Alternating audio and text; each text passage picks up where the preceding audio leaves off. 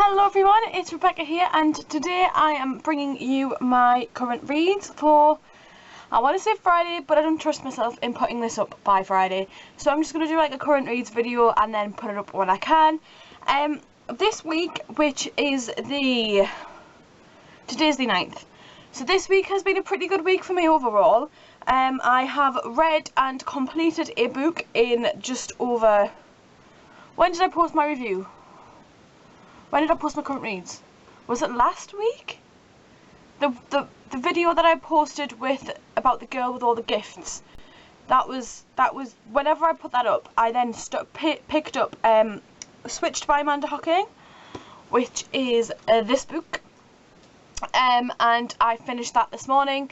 It does have a little bit left to go at the back, and I know I've just said I finished it, but it has like a sort of a novella in the back. From another point of view in the book, and there's also Q&As with the author. Now, I didn't enjoy this book as much as I thought I would. Overall, I gave it 3 out of 5 stars on Goodreads, and I left a little review to that, so I'll leave that in the link down below.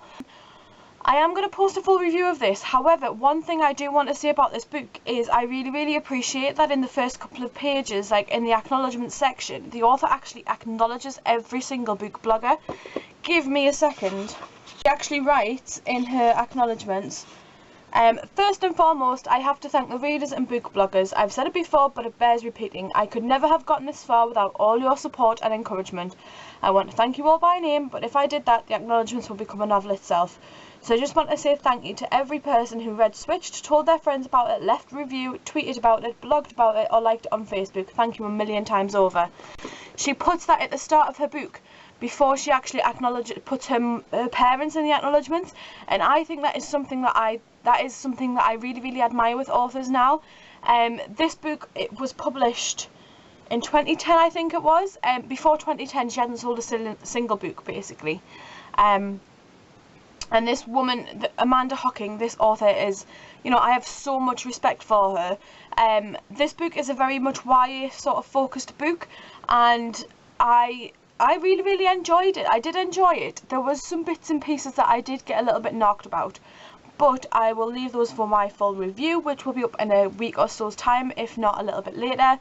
But in the meantime, I have posted a little quick Goodreads review if you wanted to go and have a look at that. And in this week as well, I have also started reading a little bit more of All the Light We Cannot See by Anthony Doerr.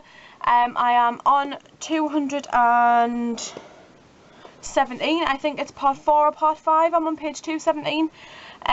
Again, still haven't stuck the sticker off, but I am starting to read this a little bit more. I don't know if I'm just losing interest in it because I've had it that long on my table.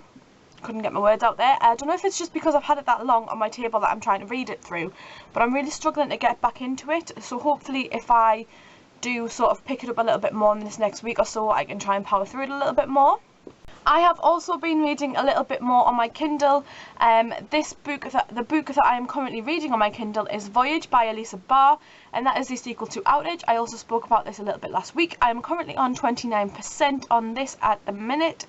I am hoping to read a little bit more of it though. I just can't keep my percentage up on my Kindle because I keep playing games on it and keep wearing the battery down. So I need to stop playing games and start reading this a bit more because I am really enjoying it, and it's got to the point where the main character has also kind of sort of bumped into the main character's parents from the first book, Outage, and I want to see how that sort of storyline tangent develops. So I'm really excited to pick this one up and hopefully finish it in the next few days. And finally this week as well, I am going to be putting a little picture in for you, don't worry if you can't see it properly. Okay, so finally this week, I will be adding a little picture in if you can't see it properly, but I have been colouring in Millie Mariotta's Animal Kingdom. This was on for $3.99 in Sainsbury's, and they also have her Tropical Gardens, I think it's Tropical Gardens one, and I'm going to hopefully try and pick that one up as well. But I kind of need to warrant finishing one picture before I actually go and pick it up. These designs are so intricate and so beautiful. I mean, look at the detailing in the birds. It's fantastic. I have there's some more flowers. There's bits in it as well where she asks you to actually participate in colouring it in, and completing your own patterns. For example, let me find it. There is a one in here, and I'm being really rude by not looking at you guys when I talk about it, but I am trying to find something. Such as fill these trees with leaves and woodland birds. On the one side she has examples on one page, and then on the other side she asks you to do it yourself. There was another one. Where is it gone? Oh my goodness. Oh my goodness, I'm terrible. And then there's the one where you've got the cockerel on one side and then the cockerel on the other, and you have to add to the cockerel on one side. There was another one that I was just like really sort of, I really liked it. I thought, oh, I can't wait to do that. And I think there we have the elephant on the left hand side, and then on the right hand side, the majestic Asian elephant loves to stand out. Add some decorative shapes and botanical prints to his body. And I'm looking forward to that one too. I might even get my fine liners out for that one. But the thing I wanted to show you guys, which I will put a picture in if you can't see it properly, is the first page in this one. Now if you don't have this, in the first page that you get to colour in after the introduction is an octopus, and I have started it, and this is how I'm getting on at the minute. As you can see, I have quite a lot left to colour in, but I am really enjoying it. There's the octopus's head, just in case you can't see properly. All I've done so far is I started with like the octopus's suckers, and from there I just sort of coloured them in different colours, and then I moved on to the actual the head of the octopus, the main part of the octopus, and then I have also started to move on to its tentacles. Yeah, so I'm going to take a picture of this and I'm going to put it in properly for you, and I'll probably either have already inserted it or I'm going to insert it here. Yeah, I'm really enjoying this at the minute. It's really great because at the minute me and my fiance are sort of binge watching House quite a lot, and we have like a season and a bit left to go, and I don't think I'm ready to let go yet. But I am also colouring as I watch it, and it's so therapeutic after a really stressful day at work.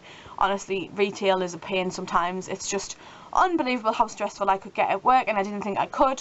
But yeah, really enjoying this. Finally, onto the book that I'm hoping to pick up this week or in the next couple of weeks, and that is Ready Player One by Ernest Cline. I recently hauled this. I'm so excited to get to it, but if I don't get to this one, I have another couple of books in mind. Yeah, I'm really hoping to get to it because it looks like it could be quite a quick read as well from what everyone else is saying, and everyone else has been really enjoying it too. So yeah, hopefully I can get to it.